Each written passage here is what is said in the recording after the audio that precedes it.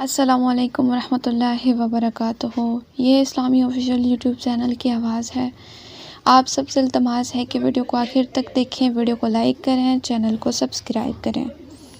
سامعین، آج ہم یہ کتاب پڑھیں گے جو حکومت امام مہدی پر ایک طائرانہ نظر، جو علامہ نجم الدین طبسی کی ہے۔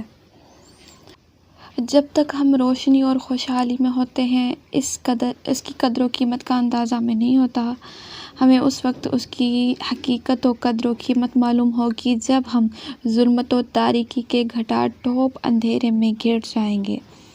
جب سورج افق آسمان پر درخشاں ہوتا ہے، ہم اس کی طرف کم توجہ دیتے ہیں، لیکن جب بادل میں چھپ جاتا ہے اور ایک مدت تک اپنی نورانیت و حرارت سے محروم کر دیتا ہے تو اس کی ارزش کا اندازہ ہونے لگتا ہے۔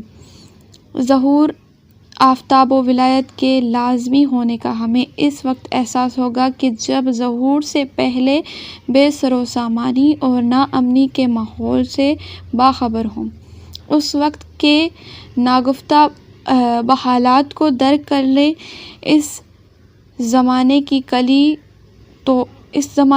طور پر نقشہ کشی جو روایات سے ماخوذ ہے، در ذیل ہے۔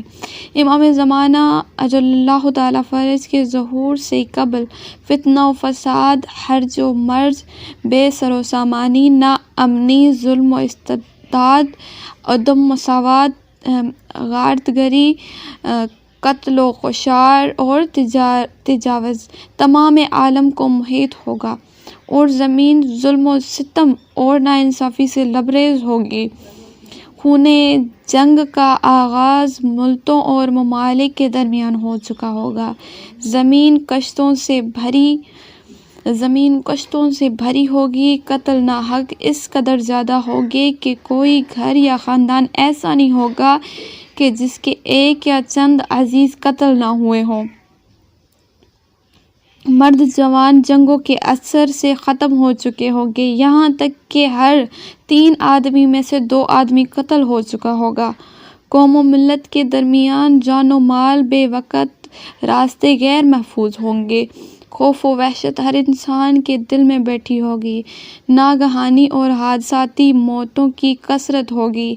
معصوم بچے بدترین شکنجوں کے ذریعے ظلم و جابر حکام کے ہاتھوں قتل کیے جائیں گے۔ سڑکوں اور چوراہوں پر حاملہ عورت کے ساتھ تجاوز ہوگا۔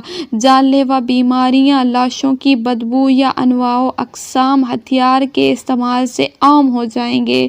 کھانے پینے کی اشیاء میں کمی ہوگی۔ مہنگائی و قحط سے لوگوں کی زندگی مفلوج ہو جائے گی۔ زمین بیج قبول کرنے سے نیز اسے اگانے سے انکار کر دے گی۔ بارش نہیں ہوگی، یا اگر ہوگی تو بھی بے وقت ضرر سال ہوگی۔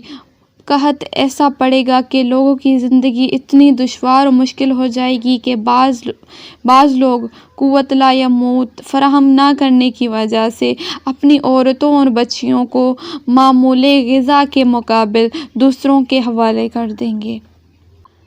ایسے مشکل و ناسازگار ماحول میں انسان نا امید و کنونیت کا شکار ہو جائے گا، اور اس وقت موت اللہ کا بہترین ہدیہ سمجھی جائے گی، اور صرف لوگوں کی آرزو موت بن جائے گی۔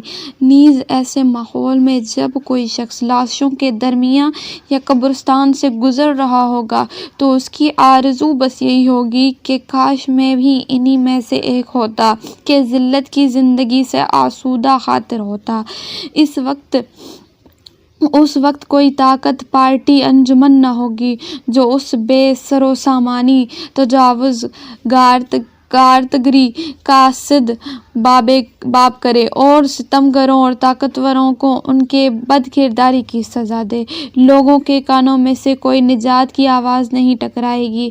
سارے جھوٹے دعوے دار انسان کی نجات کا جھوٹا نعرہ لگانے والے، خائن اور جھوٹے ہوں گے، اور انسان صرف ایک مصلحت الہی، خدائی معجزے کا انتظار کرے گا، اور بس اس وقت کہ جب یاس و ناس امید تمام عالم کو محیط ہوگی۔ خداوند عالم اپنے لطف اور رحمت سے مہدی موعود عجل اللہ تعالی فرج کو مدتوں غیبت و انتظار کے بعد بشریت کے نجات کے لیے ظاہر کرے گا، اور ہاتف غیبی کی آسمان سے ایسی ندا آئے گی جو ہر ایک انسان کے کان سے ٹکرائے گی کہ انسانوں کہ اے دنیا والو، ستمگروں کی حاکمیت کا زمانہ ختم ہو گیا اور اب عدل الہی سے پرحکومت کا دور ہے، اور امام مہدی عجل اللہ تعالی فرج ظہور کر چکے ہیں۔ یہ آسمانی آواز انسان کے بے جان قالب